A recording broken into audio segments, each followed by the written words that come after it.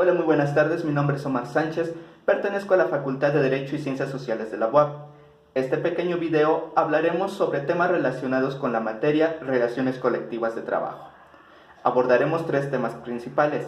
El primero será el sindicato, el segundo contratos colectivos de trabajo y por último los objetivos de la huelga. Comencemos. El sindicato, tema visto en la unidad 1. El sindicato se encuentra establecido en el artículo 123 constitucional, sección A, fracción 16, donde nos dice: tanto los obreros como los empresarios tendrán derecho para coaligarse en defensa de sus respectivos intereses, formando sindicatos, asociaciones, etc. ¿Pero qué es un sindicato? Esto nos da respuesta el artículo 356 de la Ley Federal del Trabajo, donde nos dice: sindicato es la asociación de trabajadores o patrones constituida para el estudio, mejoramiento y defensa de sus respectivos intereses. Con estas dos concepciones podemos ver que el sindicato se va a encargar de velar por los derechos y obligaciones de todos los miembros de un sindicato, ¿correcto? ¿Pero quién puede constituir un sindicato? El artículo 358 nos dice: los trabajadores y los patrones tienen el derecho de constituir sindicatos, sin necesidad de autorización previa. Cualquier injerencia indebida será sancionada en los términos que la ley disponga. Siguiendo con este tema, nos preguntamos, ¿cuáles son los pasos para hacer el registro o qué se necesita para hacer el registro de un sindicato? El artículo 365 de la Ley Federal del Trabajo nos dice que el registro se hará ante la Secretaría del Trabajo y Previsión Social y debemos de llevar copia del acta de la asamblea, lista de nombres con el domicilio de todas las personas que van a formar el sindicato, copia autorizada del estatuto y copia autorizada del acta de la asamblea. Ahora, ya tenemos el registro del sindicato, pero ¿qué debe de contener el estatuto de este? Esto lo podemos ver en el artículo 371 de la Ley Federal del Trabajo y especifica en este artículo todos los requisitos que se necesitan para crear el estatuto del sindicato. En primer lugar tenemos denominación que lo distinga de los demás, domicilio, objeto, duración, condiciones de admisión de los miembros, obligaciones y derechos de los asociados, motivos y procedimientos de expulsión y corrección disciplinarias. También va a haber forma de convocar la asamblea. Este punto principalmente se da cuando va a ser cambio o alguna revisión. Aquí se van a dar los tiempos y las formas de cómo se tiene que crear esa asamblea. 9. Procedimientos para la elección de la directiva y número de sus miembros. 10. Periodo de duración de la directiva. 11. Normas para la admisión, adquisición y disposición de los bienes. También podemos encontrar formas de pago y monto de las cuotas sindicales, época de presentación de cuentas y normas para la liquidación del patrimonio sindical. Todo esto va a contener el estatuto del sindicato.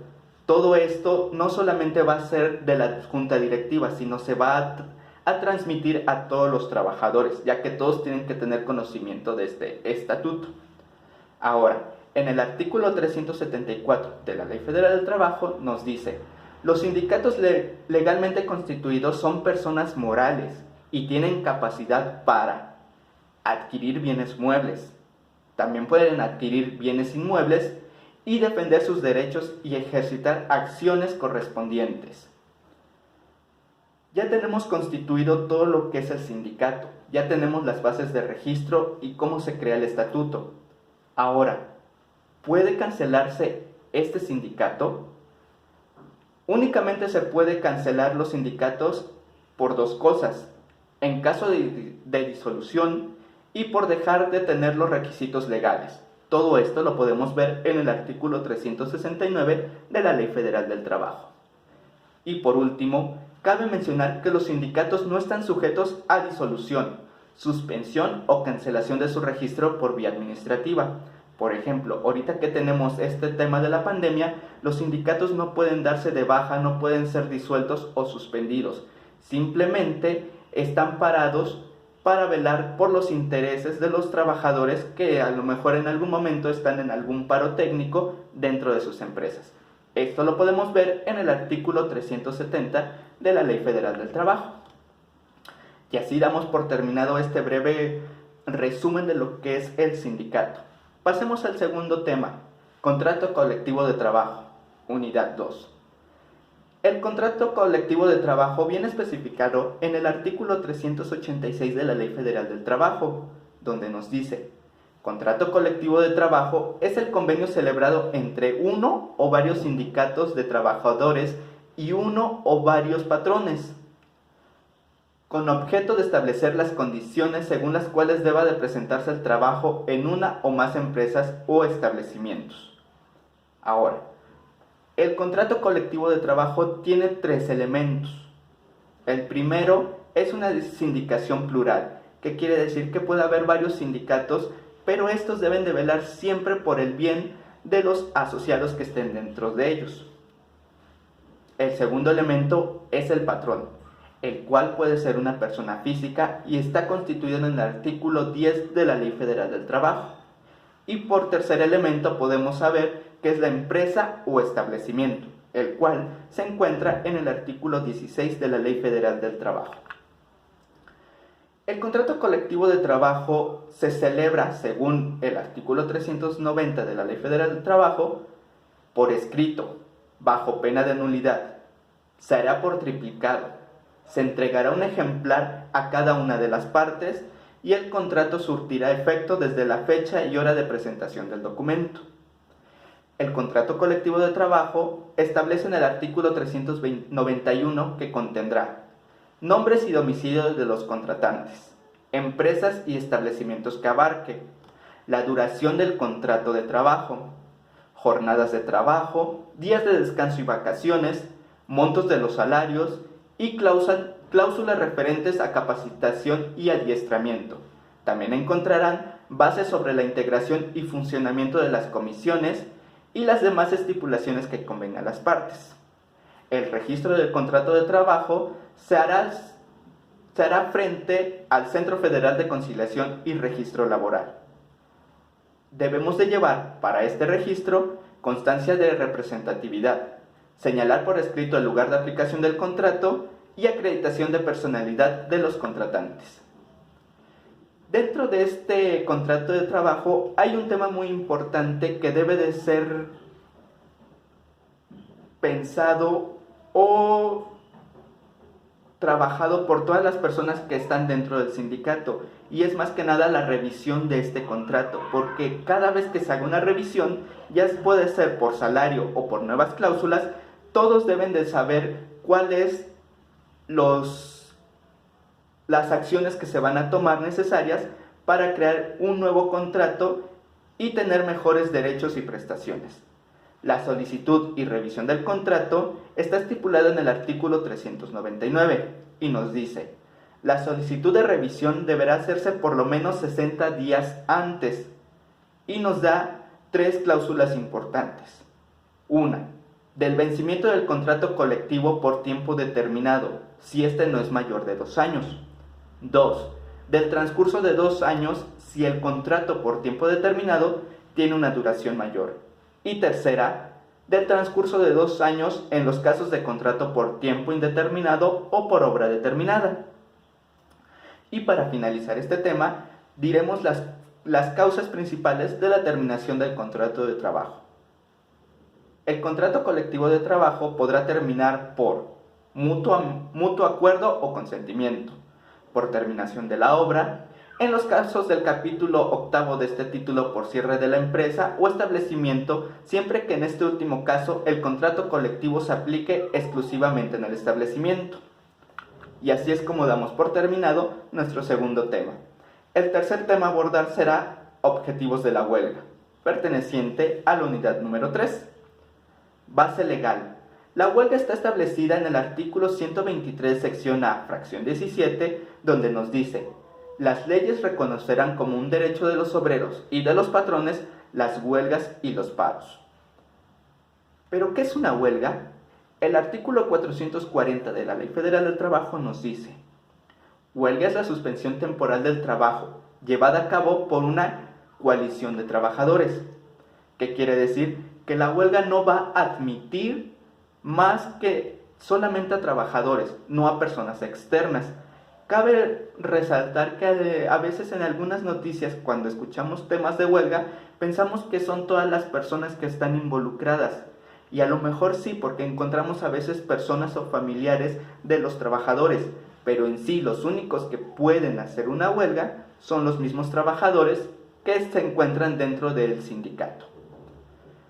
La Ley Federal del Trabajo de 1931 nos da la determinación de la huelga y nos dice que pueden ser tres formas: huelga existente o inexistente, y se encuentra estipulado en el artículo 404 de esa Ley Federal de 1931.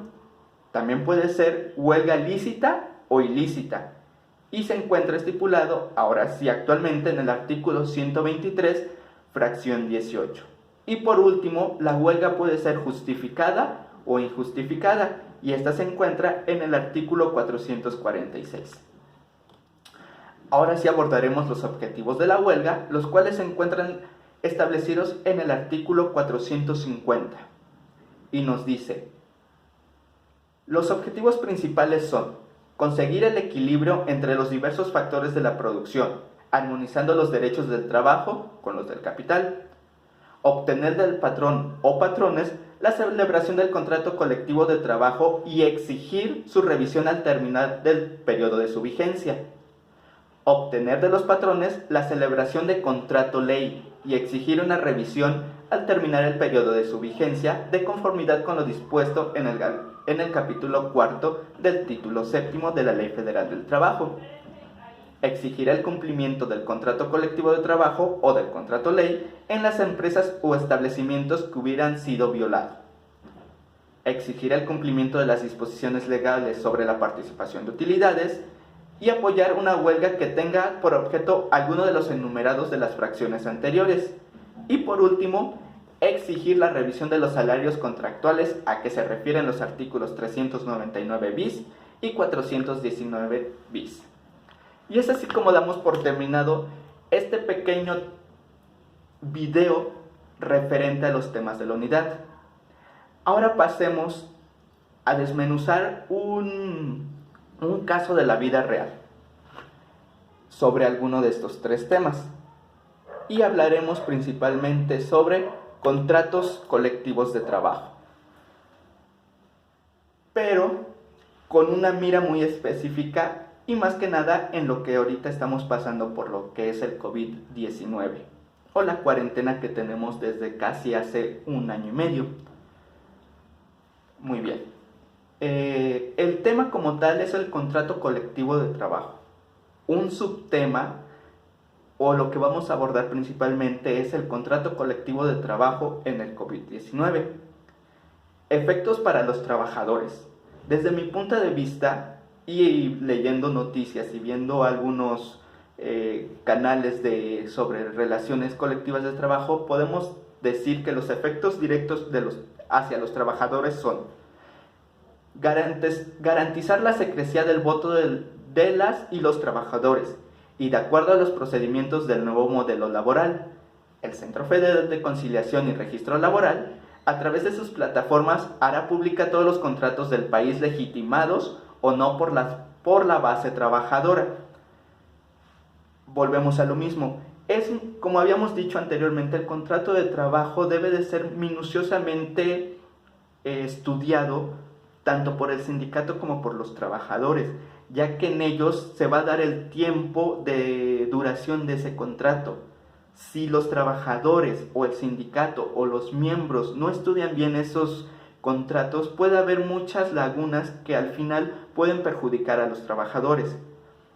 Como comenté hace rato, en los efectos de los trabajadores, nos dice que las plataformas ya van a dar los contratos legitimados, pero no todos los trabajadores en alguna empresa tienen el poder para poder ver esas plataformas y saber realmente qué es lo que tiene ese nuevo contrato.